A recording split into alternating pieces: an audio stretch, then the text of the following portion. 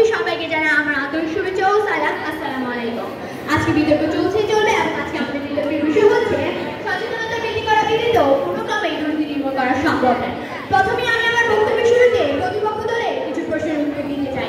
তারা বলেছে আইন করে আমরা কিভাবে তাদের মধ্যে জনগণের মধ্যে ভয় ভীতি সৃষ্টি করবো। বিজ্ঞাপন করলে কখনো কি শুনেছেন সচেতনতা জনগণকে ডরাতে? সচেতনতা উল্টো আইনকে ভয় পায়, উল্টো দুর্নীতিকে ভয় পায়। সেক্ষেত্রে কিভাবে তারা বলছে সচেতনতা দুর্নীতিকে ভয় পায়?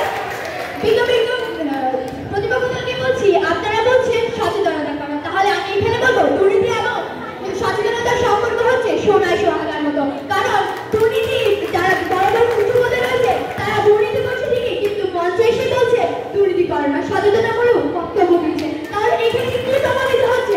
আশা করি প্রশ্নের উত্তর দিয়ে যাবেন।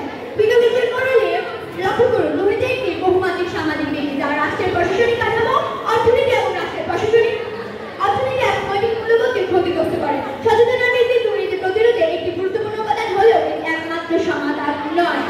বিজ্ঞাপন করলে প্রতিপক্ষদের মতো আমাদেরকে প্রশ্ন করেই যাচ্ছে, তো আমি দেখছি না তারা আমাদের প্রশ্নের একটি জবাব দিচ্ছে। বিজ্ঞাপন করলে প্রতিপক্ষদের মতো আমাদের দিয়েছেন প্রতিটি অপরাধ অধিকাংশ হচ্ছে দুর্নীতি। তাহলে এখানে কি তারা প্রমাণ করছে চুরি, ডাকাতি, ধর্ষণ, মার্ডার প্রতিনিয়ত দুর্নীতির মাধ্যমে হচ্ছে? কোনোভাবেই নয়। তাহলে প্রশ্ন রেখে গেলাম, দুর্নীতি, ডাকাতি, মার্ডার, ধর্ষণ এগুলোকে কি বলে? আশা করি প্রশ্নের উত্তর দিয়ে যাবে। বিজ্ঞাপন করলে তারা আবারও বলছে সচেতনতা এবং আইনের মধ্যে পার্থক্য নিয়ে। বিজ্ঞাপন করলে সচেতনতা থেকে কি লাভ যদি আমাদের মধ্যে আইন না থাকে? তাহলে এক্ষেত্রে চলে আসছে আমরা পাথর দিতে করবো। লক্ষ্য করুন, বাংলাদেশের দুর্নীতি সম্পর্কে জনসচেতনতা আগের চেয়ে অনেক বাড়ছে। মিডিয়া, সামাজিক যোগাযোগ মাধ্যম এবং বিভিন্ন সচেতনতামূলক কর্মসূচির মাধ্যমে মানুষ দুর্নীতির অপূর্ব সম্পর্কে অবগত।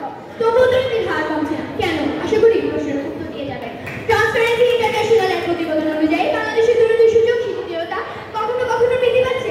এটি প্রমাণ করে সচেতনতা বৃদ্ধি করা সত্ত্বেও কার্যকর ব্যবস্থা না থাকলে নির্মূল সম্ভব নয়।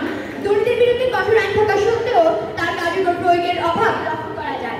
অনেক সময় দুর্নীতিবাজরা রাজনৈতিক প্রভাব বা প্রশাসনিক দুর্বলতার কারণে এড়িয়ে যায়। উদাহরণস্বরূপ উচ্চপদস্থ কর্মকর্তাদের মধ্যে কার্যকর ব্যবস্থা